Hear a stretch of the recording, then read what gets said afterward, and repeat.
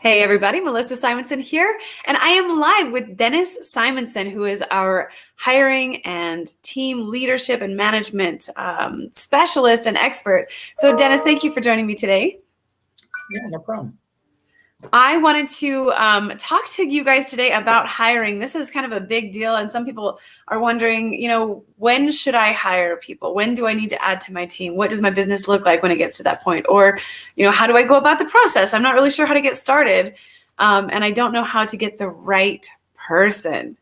The right person. It's like this unicorn out there. So, Dennis, can you help us by kind of walking us through the process of hiring someone? Let's start with where do you look when you want to hire somebody? Well, there's a lot of tools out there now. So I recommend if you actually have familiarity with one and one that you feel like is going to point you in the right direction, go ahead and continue to use those. Obviously, there's just so many out there. That being said, they're all just a tool to provide you with information about your prospective hirings. And so what really, I think, defines the process for me is less the tools, because at the end of the day, they're only going to tell you what the candidate themselves will tell you. Mm-hmm. And so it's really about trying to parse through what they're telling you and trying to put yourself in a position to better judge those candidates and their answers to your needs. Right. So, okay. So yeah, what I'd recommend doing is basically, you come up with a process, a hiring process, and it can look different, either massively or just slightly, depending on the position that you're hiring. So really, for me, the most important part is kind of customizing your process per position and really defining what that's going to look like. And we can talk a little bit more in depth about that as we get a little deeper in. Okay, excellent. So first they need to find the people, right?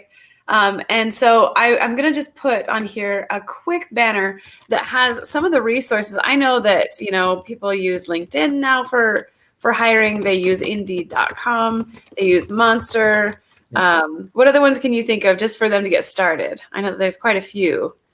Yeah, there's just so many out there, honestly. Yeah. All of those are a good listing. It's, as I said, for me, it's, if they have one that they're already using that they like, fantastic, go with that, right?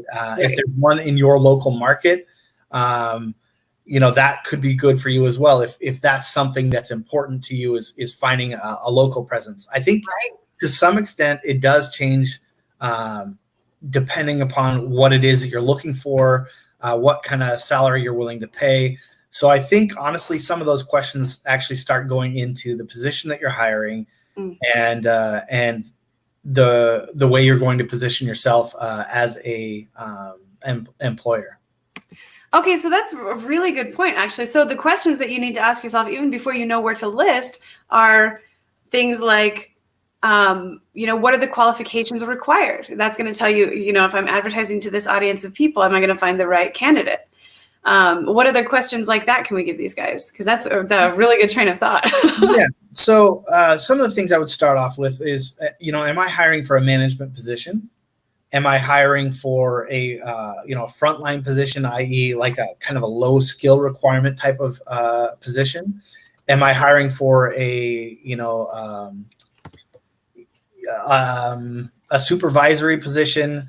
Are you hiring for something that's not really available other than for Amazon sellers, right? Like, is this going to be something that is a repeatable task, either in your business or a repeatable task that has been that they probably have run across in other job opportunities? Because each one of those things kind of creates a different scenario. If you're looking to hire a management position, you're probably better off looking for specialties in those kinds of positions. There's a lot of really good places to help you find those guys. And sometimes they're already in a job. And so maybe you need to use a headhunter.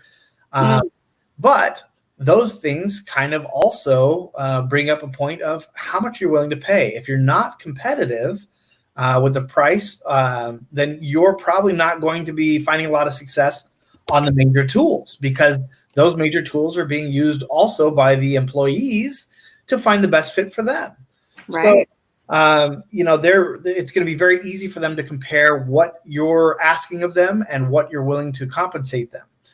And especially as a small business, you're probably not out there with, a fancy benefits package and dental plan and, 401k versus some of the big guys. Of course, you're going to find some of that stuff.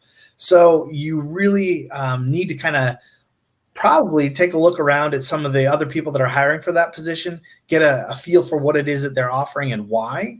And then what can you afford, and what position are you willing to fill out? Do those job descriptions really well describe what it is that you want the prospective employee to do as well? Or do you really need to actually kind of take a sharp right turn at Albuquerque? Yeah. So, depending on what it is that you're doing, that can make a really big difference. And so, I don't know if you've stopped me if you've heard this before, Melissa, but I think that one of the most important things that you need to do is come up with a job description, right? Come up with a list of expectations that you have for this position, and a list of metrics that you can use, whether or not to judge that they've been successful at achieving those things. These are good ways to at least begin understanding what is a good fit, right? How is this person different from the next person and the person before? And then once you have some of those things, it also gives a talking points where you can start to say, well, if I know I'm going to be measuring success by the number of customers responded to a day, or by an increase in sales, or by how many new products have been launched, then I'm going to be able to ask this person, like, hey, how much experience do you have doing these things? On average, how long did it take you to launch a new product? What was your customer response time per interaction? Things like that. And again, maybe sometimes they don't have the specific metrics behind those, but this is something that at least gets the conversation started, and you can see how well they can adapt on the fly, or whether or not they even understand the basis of the question. Some of those types of things start to become apparent. And that kind of leads into my next question. Once you've figured out where you want to list, and you've got this list of things that qualify somebody for this position, now you need to actually create for yourself a list of questions, and hopefully also actions that you can have this person do to demonstrate knowledge in the field that you're hiring for. For example, in a customer service position, you may have them respond to a theoretical situation, provide for them a return policy, and then ask them whether or not this customer's request should be accepted or denied, and then have them respond to your theoretical situation, and do it via email. Now, all of a sudden, if that's the way they're going to be communicating with the customer, you're going to see whether or not they can spell. You're going to see whether or not they, what their customer service voice sounds like, et cetera. If you're hiring for a management position, give them a human resource issue. Oh, hey, Jan and Eric were having trouble with each other in the warehouse, and theoretically, Jan said something mean, but Eric says that it never happened. What do you do? How do you solve it? And, what does success look like? What end result are you looking for?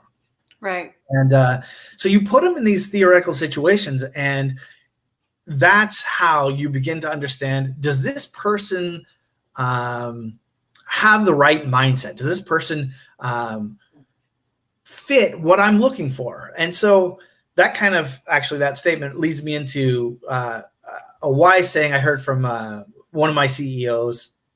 He told me that whenever we're hiring, we're looking for 3 different qualities: skill, willingness, and fit.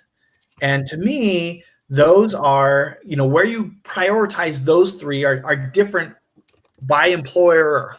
It's also different by employee. So if you're hiring for skill, and that's the number one qualification, you're probably paying more money, right? That's just how that is. If this person already has those skills developed, you need to pay them for it. Otherwise they're going to go find somebody who will pay because they have they can demonstrate that skill.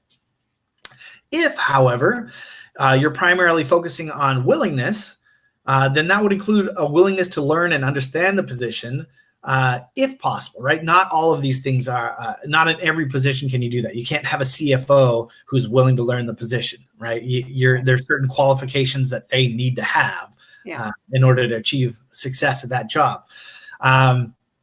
But the willingness for especially low-level jobs or jobs with a lot of repeating tasks, it becomes very easy to duplicate a hiring mechanism and also a training mechanism. So all you have to do, if they're willing to learn, you can pay them less while they learn, show them a roadmap to how they can get to make more money so they can remain engaged and excited.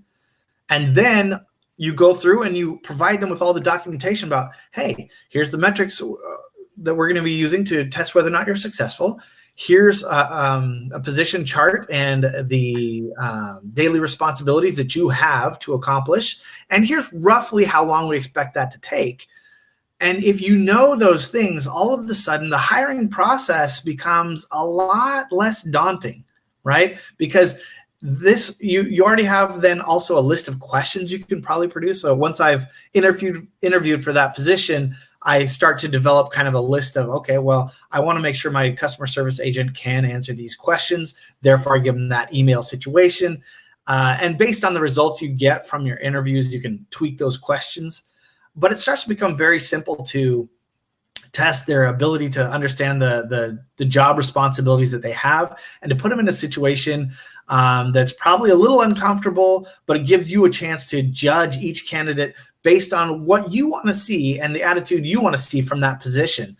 And I think that that's a critical step. And again, it's something that you can't really get unless you know and have detailed what it is that job responsibility is, how long it takes, and what does success look like. Once you have those things, you really can get into details with that job prospect employee and really start to have them differentiate themselves one from another. And also it helps you negotiate the salary, right? If this person really answered well, they also have a lot of experience, that's probably somebody you're willing to pay a little bit more for. If they don't understand as much about the job responsibility initially, but they seem quick on their feet, right? Then, it's more about, hey, is that willingness more important to you or is that skill more important to you?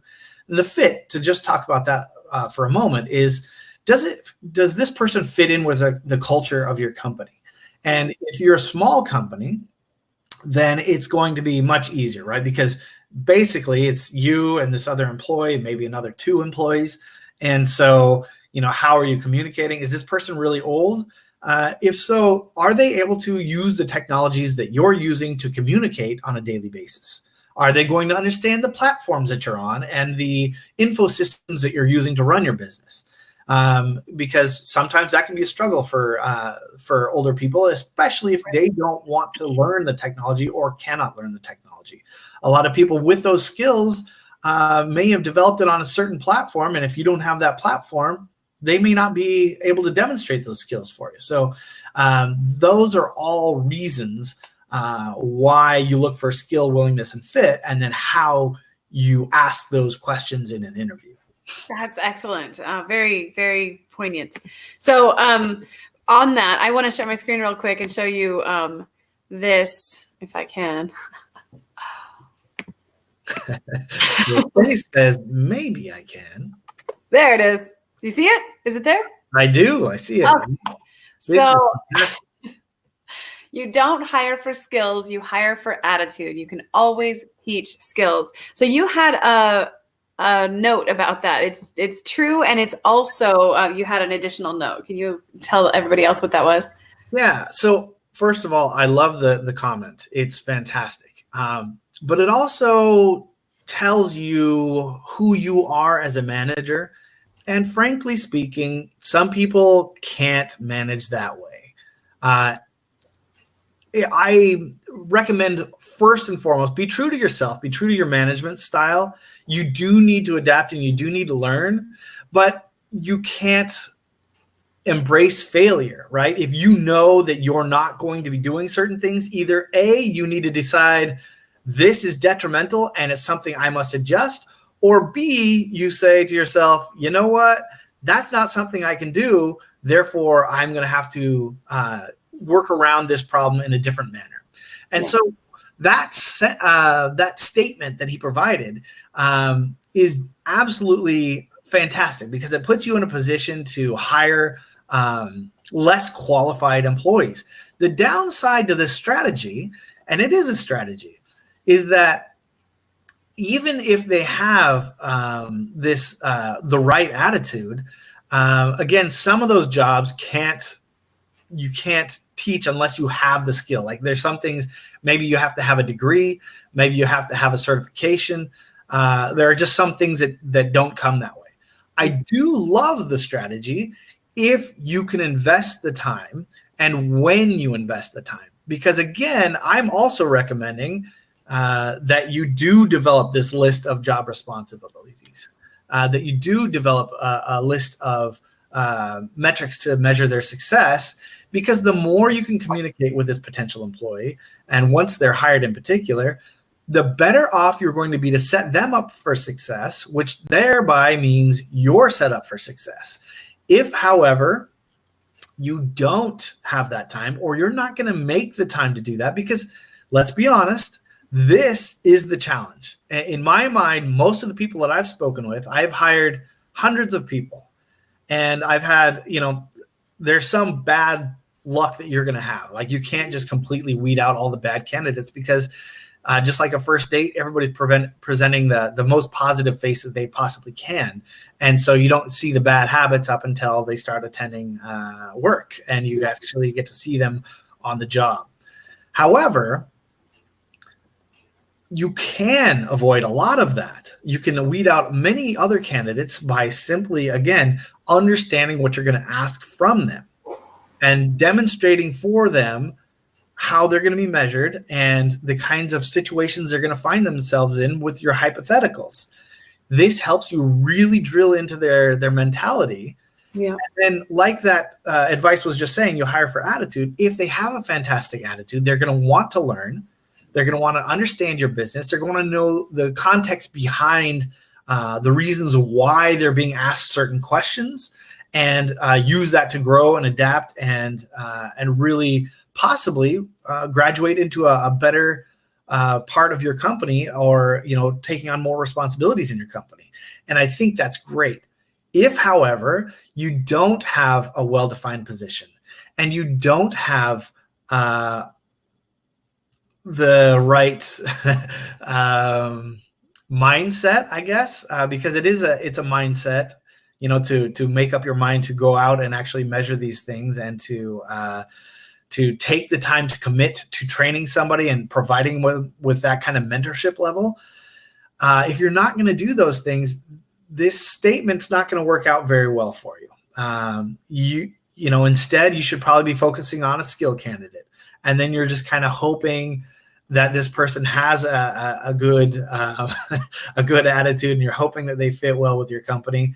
And it's really going to be more about trial and error than it is about finding a good match. And so I do believe that statement is correct. I just know that in my experience, that's oftentimes not followed. And so, if you know that about yourself, I think the minimum you need to try and get done is list out the job description and understand what success looks like, because that can help measure their performance in a way that they understand and a way that you can communicate up front, and then hopefully helps you travel down the road in the future where you can actually focus a little bit more on attitude, because it really is critical, right? If you hire a guy with a fantastic skill set and they don't want to do the job, or they only want to work half the time, guess what?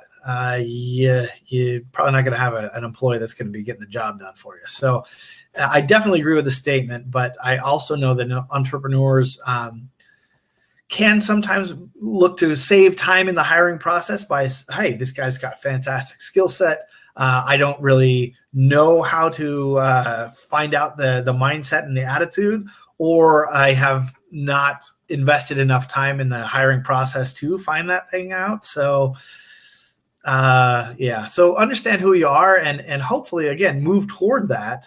But also, if you're not going to, then understand you probably should be paying a little bit more. You're going to need to watch them closer, especially for the first few weeks, and definitely come up with a way to measure them. Otherwise, you're kind of, I think, in my mind, doomed to make some mistakes and kind of live through the same mistakes because you're not looking at the history and what it's provided. I that's very well said. I think that a lot of entrepreneurs, like you said, have this problem. And I have recently spoken to some who, they're looking to hire the right person. They're not necessarily looking for, they're looking for someone who will take the work and then they don't have to do it anymore. So they want to kind of abdicate. They want to be able to foist their responsibilities onto somebody, and they want to carry on with life so that they can achieve more faster. And so it isn't like they're looking at this thing and like, how can I really hose that guy, right? They're looking for, in their mind, this is somebody they got to be smart, and they have to do some of these things. They have to learn quickly. There's a lot of things that they have in their mind about what this candidate looks like, but they're all pretty non-specific, and they're all kind of more focused around how intelligent is this person, and how quickly can they accomplish these things, and how quickly can they get it off your plate. In my mind, those questions are so much easier answered once you start off with, what are the daily responsibilities of this position? Do you have daily processes for them to follow? If so, you don't need a rocket scientist. He doesn't need to learn that much. And if he can't follow a process, he's the wrong guy, and you'll find that out super fast. So if you can take 2 days and define the position by doing it yourself, filling out, a step-by-step process, how to accomplish each one of these things, you're taking all the guesswork out of it. You can hire a lesser qualified candidate in the skill set department and focus on that attitude, as opposed to going out and finding this person that's really smart, that you can also get along with, that can kind of, you're in lockstep immediately, and he can anticipate what your needs are. I mean, that's fantastic. But in reality, that person's worth a lot of money. And that person probably is a bit of an entrepreneur themselves. And if so, what are you paying them? Yeah. And if you hire them and they're that good, eventually they're probably going to leave you and start their own business, or be paid to a lot of money to be somebody else's existing assistant at some other job where they can get a much larger benefits package and some of those other things that go along with it. So you can insulate yourself from a lot of these hiring problems by defining the position, by measuring the position, and then having like a little bit of a career plan. And this sounds hard. Those things sound hard. A career plan is like, I'm willing to pay X through Y. I'm willing to, to get paid Y, you're going to need to be able to do these following skills. To get paid X, you need to have this. And this is how often I will look at doing a potential raise for you. And then here's the metrics I'm going to use. That's a career plan. That tells the person, not only am I hiring you, but there's possible opportunity to improve. And with that improvement, you will also be making more money. And that's what they want to hear. That's what they want out of a position, especially when you're not Amazon, or when you're not, some massive career provider, right? There's no stability in their mind. They don't know who you are.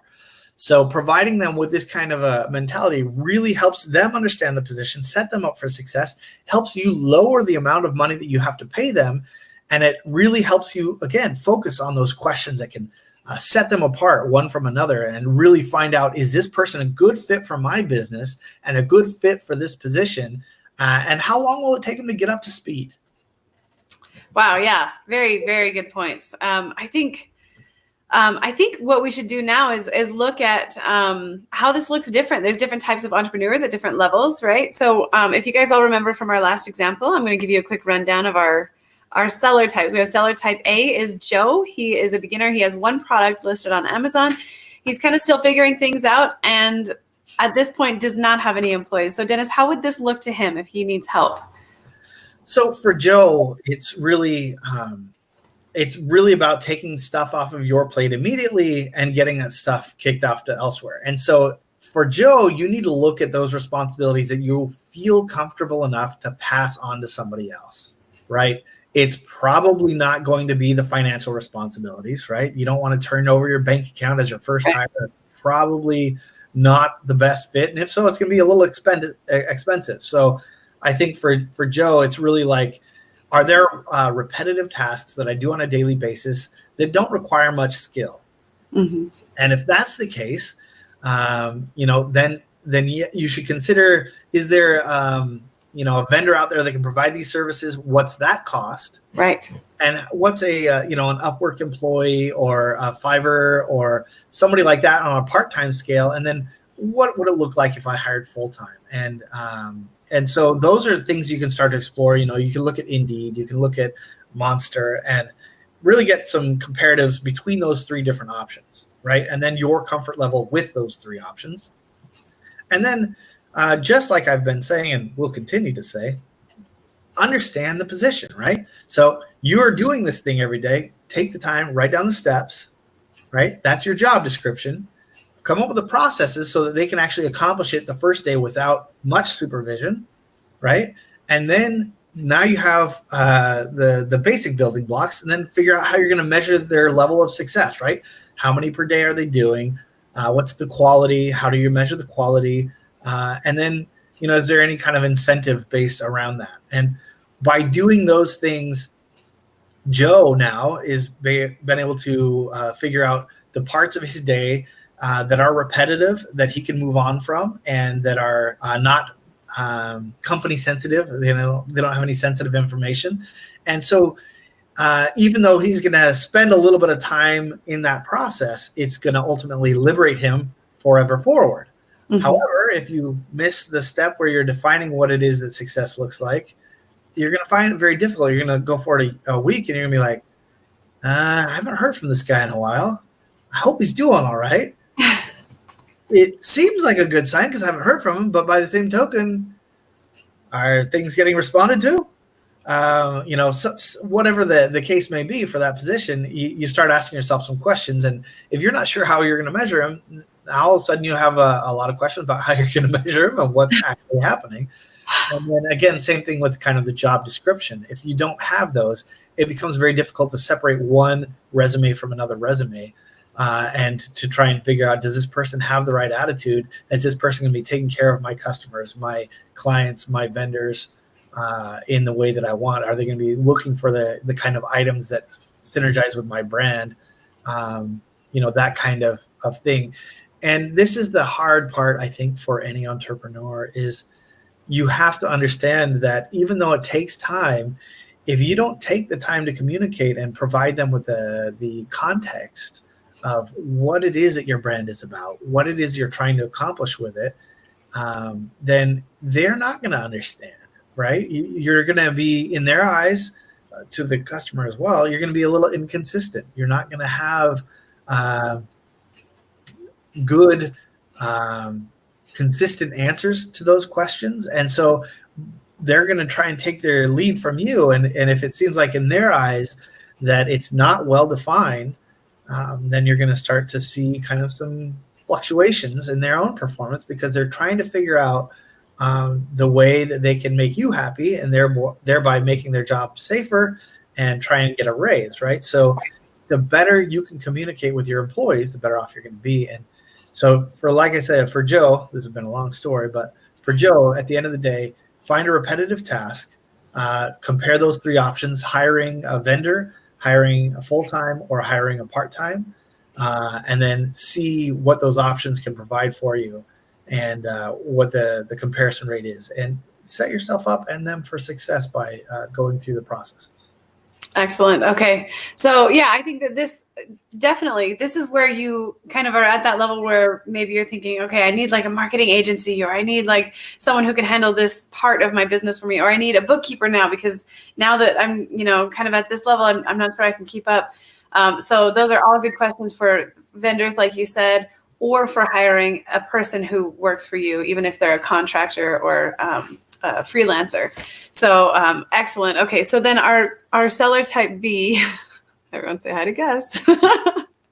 Seller type B is Lexi. She's sort of middle of the road. She's got a few products. She's at the $1 million per year revenue mark, and she might be looking to scale and grow. Maybe has not systematized yet, but is looking for a way to do that. What does this hiring process look like for her? Well, it starts with, again, self-assessment, right? Where is my company at? What is it that I'm trying to accomplish with this hiring, right? Am I taking time off of my plate? Am I seeing an opportunity that we're not taking advantage of right now? Is that why I'm hiring this person? So assess your needs and why this person is being hired. And then, if you have Lexi there and she's already got somebody doing a similar job, or that you're hiring to replace them, have the existing person perhaps go ahead and fill out a job description for you, right? Write down what are the daily responsibilities as you see this in this position. It gives you at least a place to start. It also gives you an idea of what their mindset is, which sometimes can be very enlightening is a good word for it. And so it really helps bridge the gap. It also helps them to think a little bit more like a manager, which I think is good in any position, right? The more they understand the reason why you make decisions, the better decisions they can make. I think it makes them more invested in the success of it as well, right? Absolutely. If they feel like they were a part of the decision-making process and a part of onboarding that person, all of a sudden, right, they want to see that person succeed because they have their name on it a little bit, right? They're associated with that person. And so, if they're going to be training that person and, they had some input on what the job description looks like, and then this person is like, doing something completely different, they're going to be like, oh, wait, something bad's going on here. It helps, like you said, it helps them get invested in the process a little bit and helps them buy into what it is that you're doing, because again, they see a peek behind the curtain. A lot of people think that hiring is very easy up until they try and do it. Yeah. And all of a sudden you're like, oh, well, perhaps this isn't as simple as we thought. I thought you just never asked this person if they did that, right? It turns out that person said that they knew how to do it and ultimately could not accomplish it. So when you are the person working next to that person and you don't see any of that part of the process happening, you're just looking like, they hired that guy? Wow, okay, that's what they think of me, right? So I'm not saying they need to be super involved. I am saying that there's opportunities, again, for you to communicate. If you have those job descriptions and the metrics, then all of a sudden, kind of everybody's on the same page, right? And like, hey, what's this person supposed to be doing? What, is this person a threat to me? That's a lot of things that an employee might be thinking when somebody new comes into the company.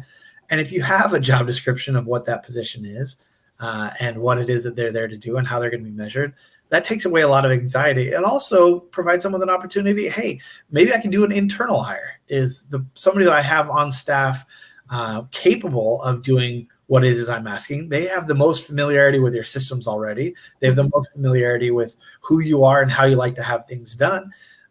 So sometimes this can be a good opportunity to promote from within if they want to, if you want to make that position open from within. And even if your intention is that you don't think that person is qualified, that's a good opportunity to let them know how and why they're not qualified in a very candid conversation.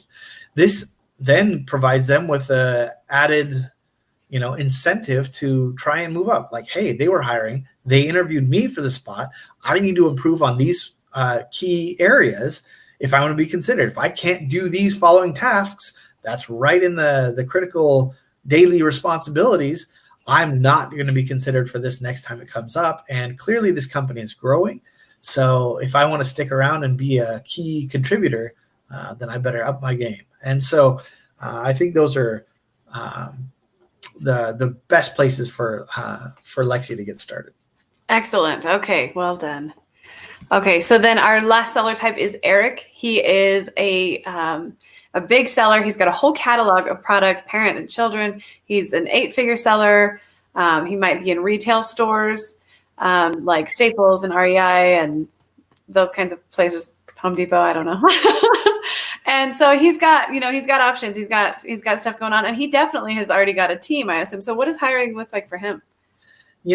Most problems that I come across for a seller of this type is that at this point they're managing all of their employees themselves. And so it becomes difficult for them to actually have enough time to do anything other than put out fires.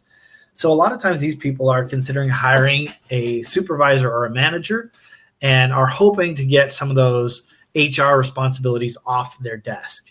And the problem becomes that it's difficult to do, right? A lot of entrepreneurs and people in general are not comfortable passing this responsibility on. They might hate it, but they also don't think that anybody else can do it in the way that they want it done. Right. And so for me, the key here then is to, again, sit down. What do I want from this person? What is their primary responsibility? What needs to happen? What does success look like? How am I going to measure whether or not they're achieving their objectives? Because again, if it's mostly about personnel and performance, then it's maybe a little bit more subjective. And the more subjective it is, the more important it is for you to have an understanding of what it is you want out of that position and how you're going to measure whether or not it happens. All too often, it's like, well, my employees are unhappy and I'm getting a lot of questions. That's not a good manager. That is the opposite of what I wanted. You're fired. Let's move on and try again. Right. And so you get into this cycle that can be very depressing. So instead, you need to go through and you need to understand, again, like maybe you're hiring this person to say, you know what, Dennis keeps saying I need to have position descriptions. I'm going to hire this guy.